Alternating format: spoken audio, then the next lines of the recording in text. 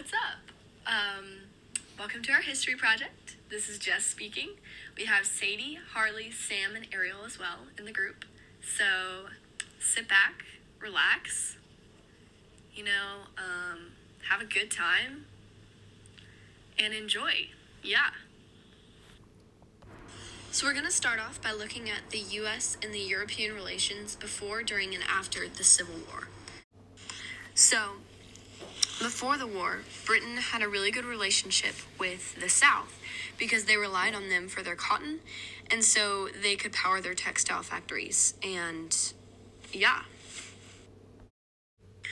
And France also remained officially neutral in the war. They were kind of like a fake friend because they sympathized with the Confederates just because they wanted their cotton that the South provided. So it was kind of like a fake friendship. And they wouldn't back them up unless Britain did too. And they wanted to, but they didn't want to unless Britain did too. So it was kind of fake. France, you're kind of fake. So during the war, Britain decided to remain neutral because if they sided with the South, then the Union would be against them and they would lose Canada. And they were really fearful of that, so they remained neutral, but they really sympathized for the South. So after the Civil War, the U.S. had pretty good relations with the European countries of Britain and France until the lead up to World War I. So if you could now look at the growth of the U.S. naval power, that's the section that I'm going to be talking about now. So the European powers were starting out in a race and a competition to be the bigger, better power. And the U.S. really wanted to be involved in that, and the naval expansion was a part of that, and that was started by Theodore Roosevelt. So this book, The Influence of Sea Power Upon History, argued that naval power in a nation was really important and had to deal with their greatness and prosperity. So that book really influenced how the naval power was started and really built up. And that started the imperial phase of the U.S., really. The Great White Fleets, which is a vocab term, was a fleet of ships that Roosevelt sent on an international tour to make the United States known, and so that people around the world could know that we were really a bigger, better, growing power.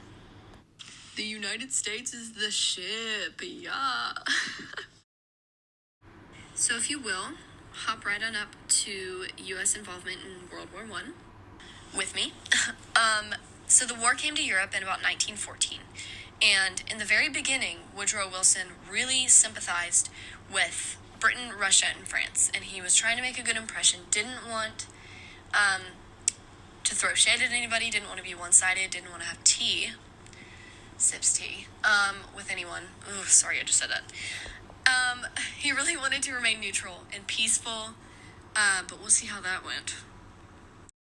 Germany, however, was not happy because they felt that they were losing the war, and they wanted to get revenge, so they started an unrestricted submarine policy. Basically the unrestricted submarine war, which is in the vocab terms, if you look in that section. This was when Germany was damaged by a blockade, so they wanted to sink any ships that were bringing supplies and goods to the enemy. And through this, United States ships were sunk. And they didn't get mad, and they didn't enter the war right now. But Germany kept going a little further, and that made the U.S. wanted to get involved. So the U.S. did get a little upset when Germany tried to get Mexico to invade them through this telegram called the Zimmerman telegram, another vocab term. This was a telegram from Germany that was sent to a German ambassador in Mexico who was trying to get Mexico and persuade them to, sorry, voice crack, invade the United States through the south. And then the United States was just like, okay, are you kidding me? Like, it's like a backstabbing friend. Kind of a salty friend. That's what Germany was. And then the United States was like, okay, we are not dealing with this, so we're joining. So the U.S. Navy played a really big role in this war by ensuring that the German submarines were definitely defeated in the Atlantic, so that supplies and U.S. soldiers could get across the ocean. And this goes back to that book about a nation's greatness and how a navy is vital to that. And that's just a correlation there. But, yeah.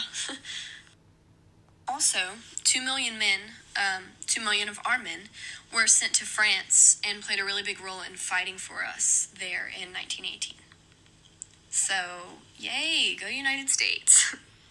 So, due to Germany being so rude to us, Wilson organized really big anti-German propaganda in the U.S., and as you can tell by our picture, the Germans suck. That's kind of an example of the propaganda. And we raised a ton of money to fund the war, along with loans given to Britain and France. So that helped us out too. This war was really helpful for the U.S.'s economy and the business side of things. It showed that we could really be a power, a really big power. So when the United States and the Allied powers won the war, Woodrow Wilson was really adamant about creating this 14 points document. This was a blueprint that wanted peace and wanted to prevent future wars. And it's kind of interesting if you think about it, because Germany was not kind to us, and, like, obviously they weren't because there was a war, but, like, he wanted to be peaceful, and, like, you do you, Wilson. I don't know if I'd be like that, but anyway, they meant to go easy on the Central Powers and didn't mention the war guilt, the loss of colonies, and the reparations for the losers. So they kind of just talked about the peace and preventing war and kind of didn't mention anything. So this 14 points document also mentioned the League of Nations, which was basically an association of nations all around the world who wanted to maintain world peace. And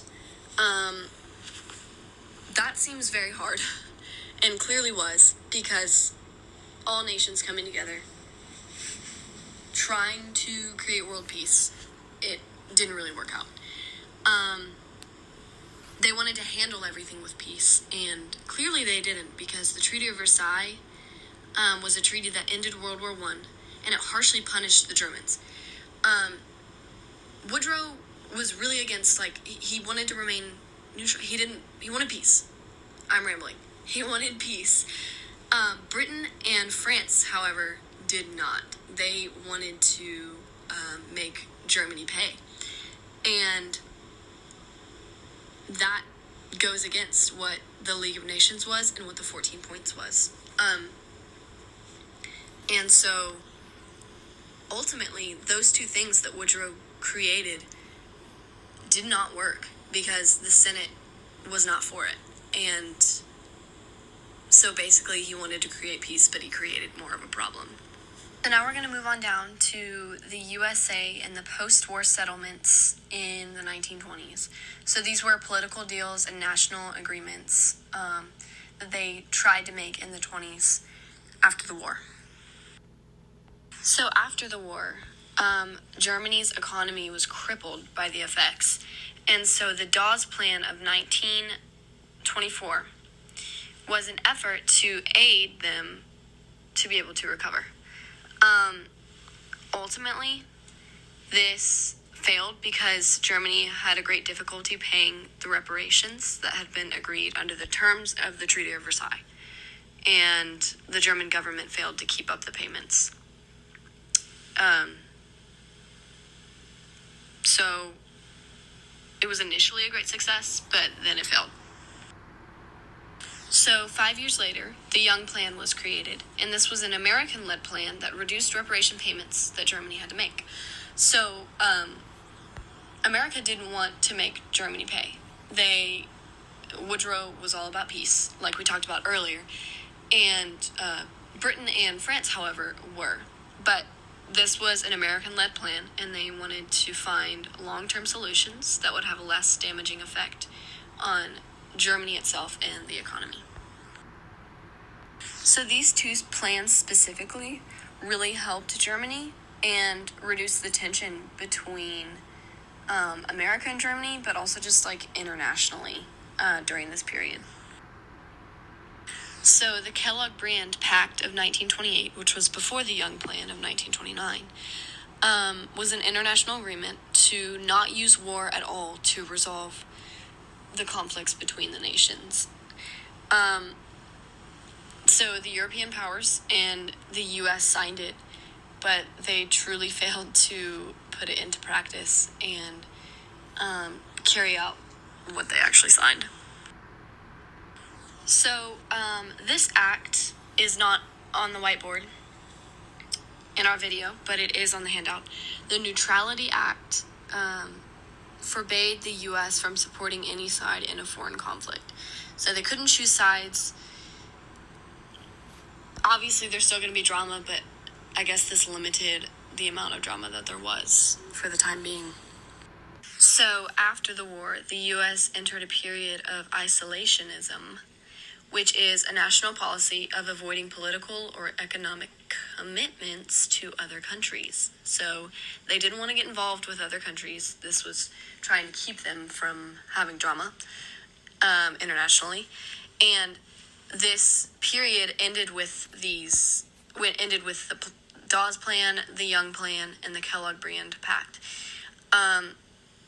These three major events in the 20s showed the U.S.'s willingness to involve itself in national affairs. So they wanted to get involved. They wanted to figure things out. But they didn't want to start any drama.